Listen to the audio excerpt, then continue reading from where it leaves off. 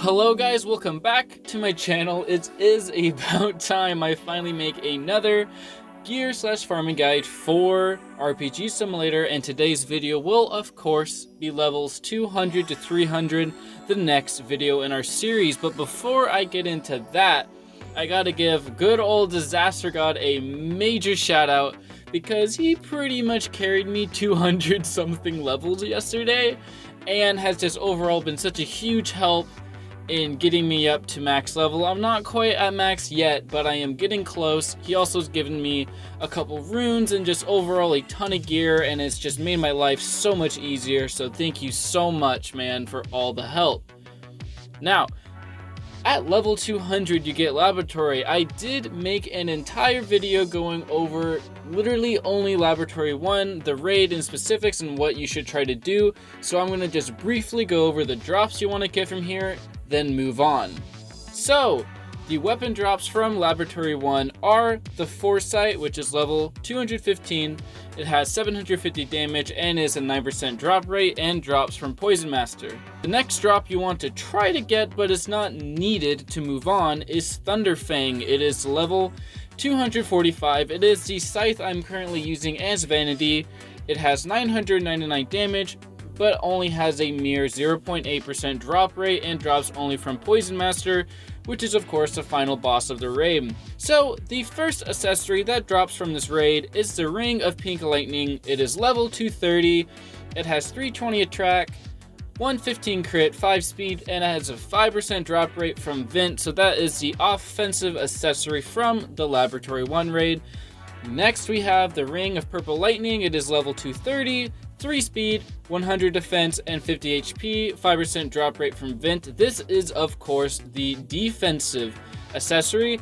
Out of these two, the offensive accessory is a lot better in my opinion. So if you get only the Ring of Pink Lightning before you want to move on, I think that's totally fine. I never really ever used the Ring of Purple Lightning. So next is a super rare drop. It is Venom. It is the Aura, and I finally managed to trade and get a Venom. I've never got it to drop for myself, but it has 6 attack, 3 critical, 5 defense, and 5 HP. It is level 200 and has a 0.4% drop rate from Poison Master. This is the best aura in the game for offense, so if you are a damage dealer and want to have the best stats possible, you need to grab yourself a Venom, although it is most definitely not a needed item to progress further in the game.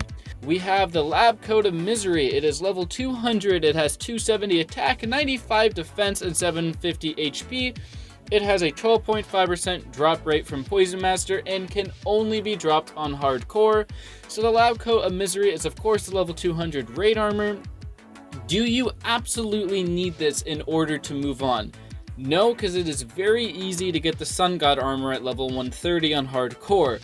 However, this item will tremendously help you in your leveling if you manage to get it within the levels 200 to 300.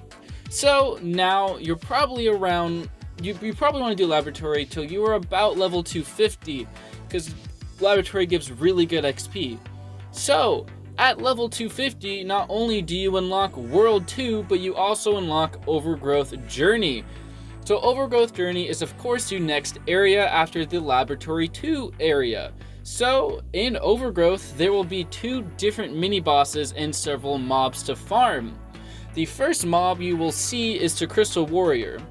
She drops the Amber Gem Sword, which is a 0.9% drop rate, and the Amber Gem Sword is level 250 with 690 damage. The next mob that you will encounter is the Miner, and he only drops critical potions and health potions.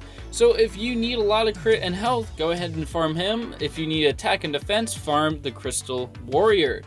Now the first mini boss, which will be the mini boss off to the left, I'll show you on screen how to get there. This mini boss is known as the Luminary Golem, and they drop the Crystal Blade, which has an 8% drop rate, and the Crystal Blade is level 275 and has 859 damage. So the Crystal Blade is better than the Foresight Hammer, but is not quite as good as Thunder Fang. But due to Thunder Fang being so difficult to get, the odds of you having Thunder Fang at this level are very slim. So the Luminary Golem also drops the Radiant, which is the balanced accessory for this area. It has a 4% drop rate, is level 280, it has 300 attack, 70 crit, 10 speed, 50 defense, and 150 HP. So the Luminary Golem also drops speed potions at 3%, and mega critical potion at 5%, and mega defense potion at 5%. So the mega potions are basically the same thing as normal potions, except for they are +5 to the stat, and you have to be over level 200 to acquire them. So next on our list here, we have the Steam Golem. So the Steam Golem at 3.5% drop rate drops the core of the Mech Golem. It is level 280, 518 attack, 90 crit, 5 speed. So this is for a glass cannon build. Your damage will certainly go up by a lot. However, the well-roundedness of the Radiant accessory overall beats this one out of the park in terms for overall quality. So I recommend you focus on getting the Radiant versus the offensive one that I just talked about. However, having both is always good. The Steam Golem also drops a Mega Speed Potion at only 0.1%, Mega Health at 10%, and Mega Attack Potion at 10%, but yet he also drops something unique. He drops the Punk Master Pet. So this is a legendary pet, and I managed to get a couple of these pets while farming him, and I do think that these are great drops, because when you're in the levels 200 plus, you're gonna start building your final pet. What I mean by this is you get a pet. For me, example, I got a godly pet called Cat. It's a cat JPEG and is really cute. But this pet is, I think, 80 something crit, and I've been fusing it with other legendaries and godly pets in order to boost his overall stats. So what you can do is farm the Steam Golem to get several Punk Master pets until you get a Punk Master with the stats you want, and then you can also use the excess Punk Masters as fusing material. So that is a great effect of the Steam Golem. So that is pretty much everything in this area. You're going to be in this area for a very long time. The next mob farming area is level 360, so I'll go over that in the next gear and farming video. Let's move on to the Crystal Cave. So the Crystal Caves is the level 285 raid. I have probably done this raid the most in my life due to the Crystal Caves on hardcore almost always drops a crystal rune bag. And if you are unaware, crystal rune bags, or rune bags, whatever they are called, is the only way to craft runes. Starting around level 300 plus, you're going to start getting a lot more rune bags, thus getting a lot more runes. There is many different runes in the game. Currently, I'm using the Azure rune because it has just stupid high DPS. A lot of the times, runes will affect multiple different abilities and change them to do more damage or other things. So runes are a very important part of the late game, but you will not be, they're not crazy important until I'd say level 500 plus when you start really needing them. So clearly, crystal rune bags are dropped from the Crystal Caves. They are dropped by the final boss, which is the Crystal Queen. So what is the Crystal Cave? So the Crystal Cave is the level 285 raid. It is the largest raid, it has the most bosses, and is the longest. So there's going to be either 3 or 4 mob sections where you have to kill every mob in a certain area before you are allowed to move on. After this, you will be met with the Green Giant. The Green Giant is the first mini-boss. He's just extraordinarily easy to kill. He just is a little bit beefy. He drops either attack potions or mega attack potions because he's green, and attack potions are also green. So it just kind of makes sense. After him, it is dual mini-bosses, the red one and the blue giant. So the red and blue giant respectively drop health potions, mega health potions, and defense potions, and mega defense potions. So this raid is actually a fantastic way to level up your overall attack points, hit points, every point in every skill category. This will definitely get them all leveling up.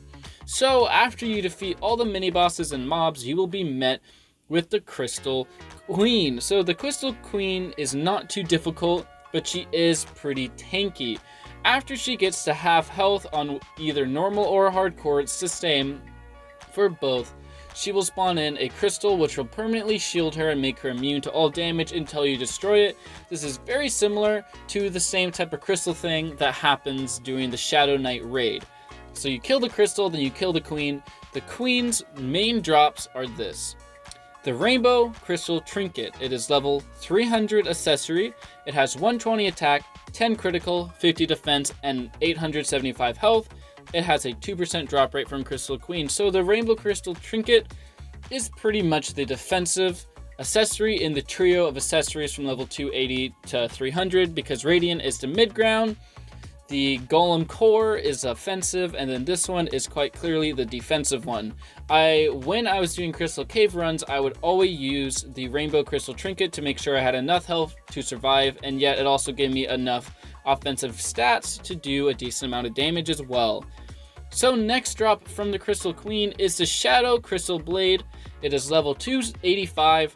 It has 1,780 damage, and it has a 4% drop rate from the Crystal Queen. So this weapon is extremely effective, but don't let that 4% drop rate discourage you. It is extremely easy to trade for this because so many players have it. So I did not have any issues getting this weapon on level, and I don't think you guys will either. It is a major damage upgrade from the Foresight, and it's pretty much a necessity. You have to get this blade in order to really do anything over level 300. Last but not least, she also drops a Crystal Light Reflectance, level 285. This is the Raid Armor. It has 1,050 attack, 95 defense, and 1,550 and 1,550 health, and it has a 10% drop rate from Crystal Queen. So this is the best Raid Armor at level 285, quite obviously. This has a pretty high drop rate for hardcore, and since so many high level players are running hardcore runs of Crystal Caves for Rune Crystal Bags, you will very likely be able to get in a party and get carried by somebody, because so many people are doing this, which is why it was not difficult for me to obtain one of these armor pieces, and I feel you guys will also not have a problem getting them. So that is pretty much the entire video. Thank you so much for watching. I do plan now to complete the entire Gear Sus farming series to all the way up to level 700. I might even make specific raid guides, rune guides. Let me know what other kind of RPG simulator videos you want to see from me down in the comments below, because I always enjoy making these, and I always enjoy seeing you guys in game. I've been meeting a lot of you guys in game lately, and it's always put a smile on my face. Thank you all for so much support, and I'll see you in the next one. Later!